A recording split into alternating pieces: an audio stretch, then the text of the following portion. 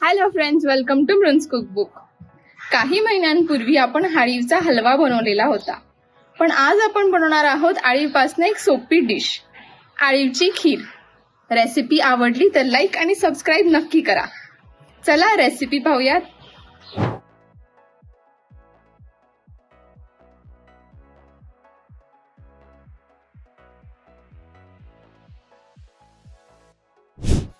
आळीवची खीर बनवण्यासाठी लागणारं साहित्य: 50 ग्राम आळीव मी रात्रभर पाण्यामध्ये भिजत ठेवलेली होती.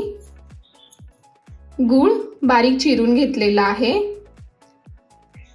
1 कप दूध, जायफळ पूड, वेलची पूड, बदाम बारीक चिरून घेतलेले, तुम्ही काजू पिस्ता ते सुद्धा ऍड करू शकता, आणि साजूक तूप. आळीवची खीर बनवण्यासाठी मी पहिलं साजूक तूप गरम करत ठेवलेलं आहे. तूप गरम झालं की यामध्ये आपण ड्रायफ्रुट्स भाजून घेऊ.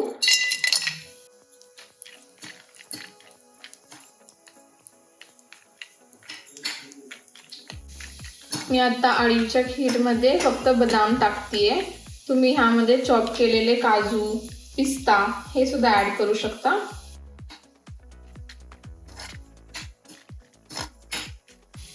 बदाम लाईट गोल्डन कलरचे झाले की आपण हे एका वाटीमध्ये काढून घेऊया.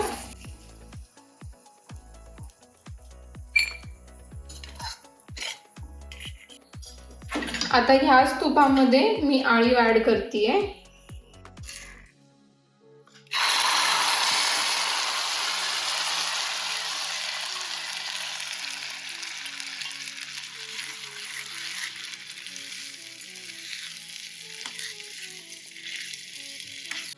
आळीव मी थोड्या वेळ परतून घेतलेली आहे तुपावरती.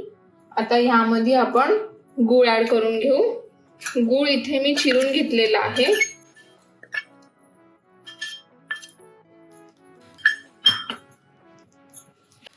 थोडंसं जायफळ ऍड करून घेऊ. वेलची पूड. हे सगळं परत एकदा मिक्स करून घेऊयात.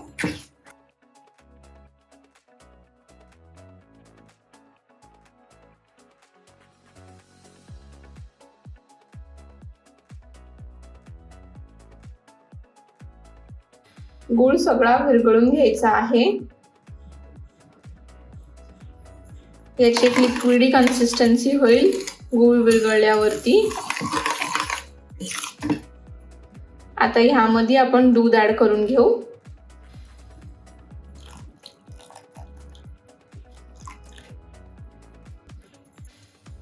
सगळं परत एकदा मिक्स करून घेऊयात.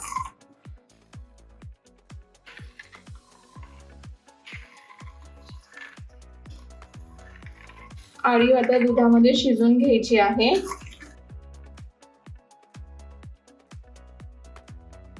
मधनं हे सगळं मिक्स करत राहा. खाली लागून देऊ नका त्याला भांड्याला.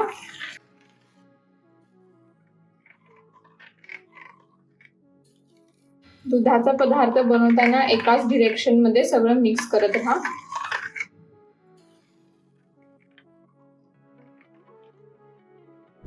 नवनवीन रेसिपी पाहण्यासाठी माझ्या चॅनलला लाईक आणि सबस्क्राईब करायला विसरू नका. खीरीला उकळी आलेली आहे. ह्यामध्ये मी गूळ ऍड केलाय. जर तुम्हाला ह्यामध्ये साखर ऍड करायची तर तुम्ही साखर सुद्धा ऍड करू शकता. आता ह्यामध्ये तुपामध्ये तळून घेतलेले बदाम ऍड करून घेऊ.